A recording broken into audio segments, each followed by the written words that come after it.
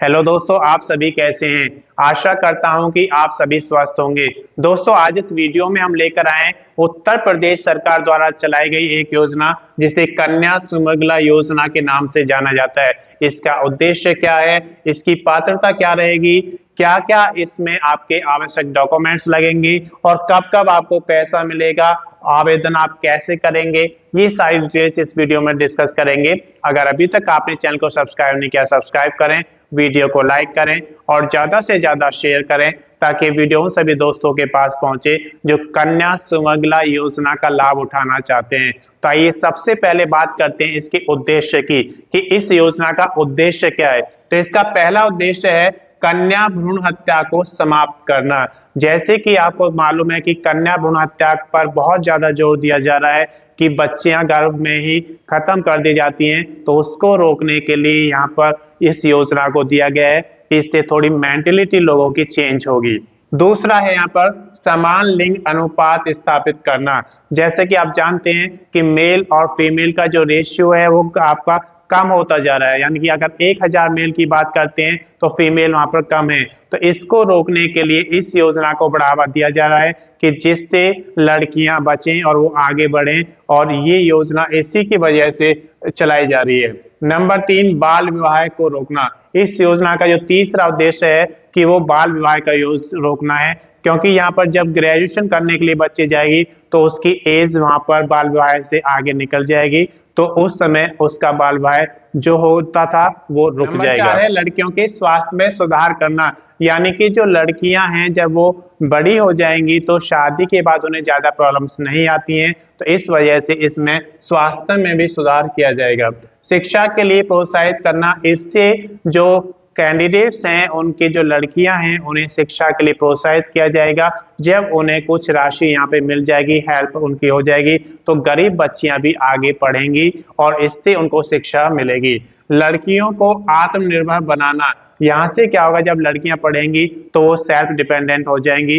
इस वजह से यहाँ पर जो ये मिलती है, यहाँ पर 6 चरणों में आपको जो हेल्प मिलती है, इससे बच्चियां आगे तक पढ़ती हैं।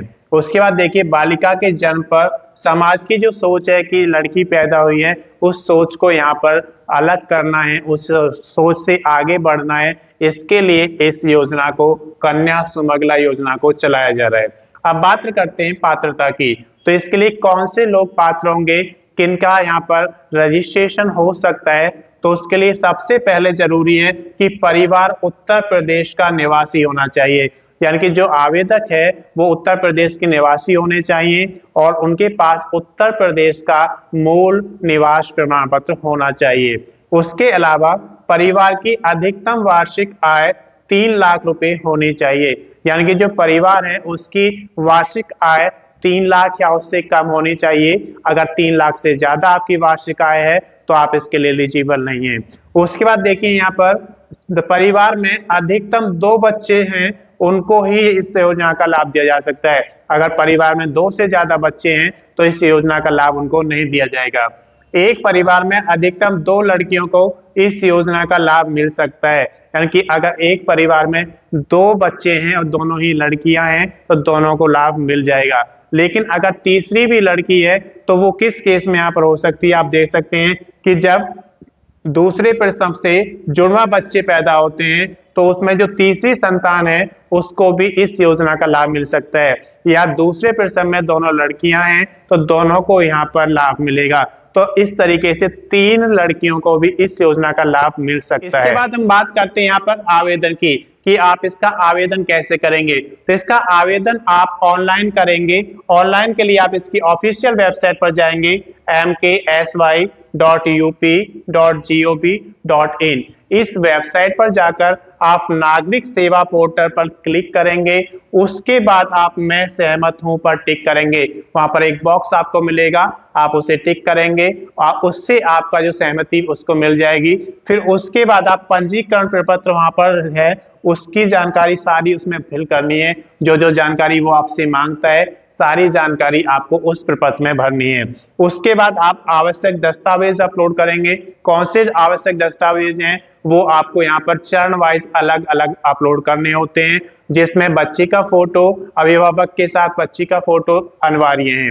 उसके अलावा देखिए यहाँ पर आवश्यक दस्तावेज जब आप अपलोड कर देंगे फिर आप उसका फाइनल सबमिशन करेंगे, और फाइनल सबमिशन करने के बाद आपको उस में एक सबमिशन के बाद एक प्रिंट आउट आप उसका ले सकते हैं, जिससे आपके पास एक रिकॉर्ड रहेगा।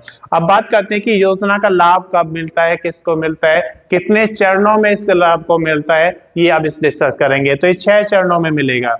पहला चरण बच्ची के जन्म पर होगा। पहले यहाँ पर 2,000 रुपए मिलते थे और अब यहाँ पर 5,000 मिलते हैं। योजना जब स्टार्ट की गई थी उस समय 15,000 टोटल मिलता था, अब यहाँ पर 25,000 रुपए टोटल मिलता है।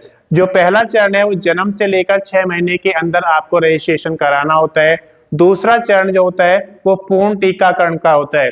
जब पूर्ण टीकाकरण हो जाएगा बच्चे का तो उसका आपको एक सर्टिफिकेट मिलता है। उसके बाद आप उसका रजिस्ट्रेशन फिर से करेंगे, और ये पहले यहाँ पर 1,000 रुपये मिलते थे, अब यहाँ पर 2,000 रुपये मिलेंगे।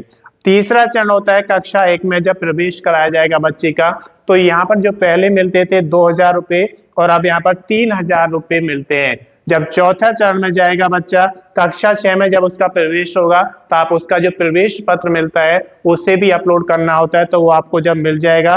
पहले यहाँ पर 2,000 रुपये मिलते थे और अब यहाँ पर 3,000 रुपये मिलते हैं। पांचवा चरण जब होता है जब कक्षा 9 में बच्ची का प्रवेश होता है, तो उस समय जो प्रवेश पत्र उसको मिलेगा उसके अकॉर्डिंग आपको उस डॉक्यूमेंट्स को पूरा करना होता है।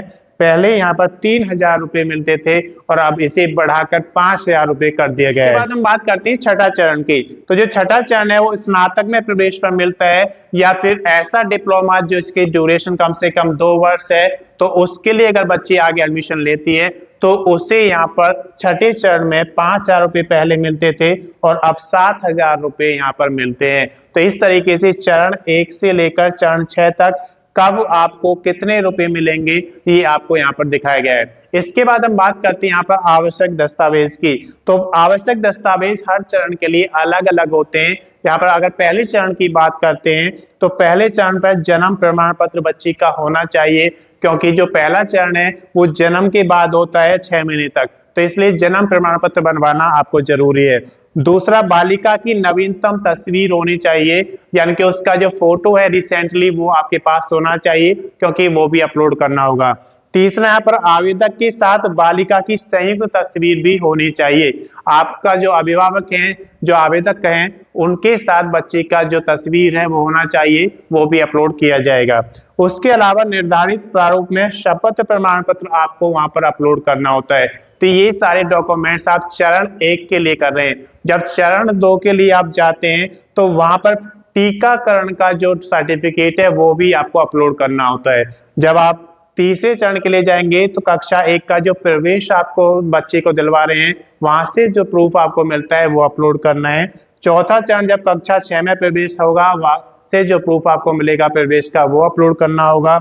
पांचवें चरण में कक्षा 9 में एडमिशन करते समय जो आपको प्रूफ मिलता है स्कूल से वो आपको अपलोड करना होता है। इसी तरीके से छठा जो चरण होगा जब स्नातक में बच्चा प्रवेश करेगा तो वहां पर भी आपको प्रूफ मिलेगा, वो आपको अपलोड करना है। तो इस तरीके से जो डॉक्यूमेंट्स हैं आपके चरण वाइज अलग अलग होते हैं, वो सारे डॉक्यूमेंट्स आपको अलग अलग अपलोड करने होते हैं। हर चरण में आपको रजिस्ट्रेशन करना होता है। अगर इसकी अधिक जानकारी लेनी है तो इसके लिए आप इसकी ऑफिशियल वेबसाइट mksy.ub.gov.in पर जाएंगे तो वहाँ पे संपूर्ण जानकारी मिल जाएगी। मैं समझता हूँ कि इस वीडियो के माध्यम से आपको कन्या सुमंगला योजना, जो कि उत्तर प्रदेश सरकार द्वारा चलाई गई एक योजना है, की संपूर्ण जानकारी मिल गई होगी। अगर अभी तक आपने चैनल को सब्सक्राइब नहीं किया, सब्सक्राइब करें, वीडियो को लाइक करें और ज्यादा से ज्यादा शेयर करें, ताकि ये वीडियो उन सभी दोस्तों के पास पहुंचे जो उत्तर प्रदेश में रहते हैं और कन्या सुमंगला योजना का लाभ उठाना चाहते हैं। अगर आपने पिछला वीडियो नहीं देखा है तो उसका लिंक मैं इसके डिस्क्रिप्शन में शेयर कर दूंगा, आप वहां से देख सकते हैं। धन्यवाद।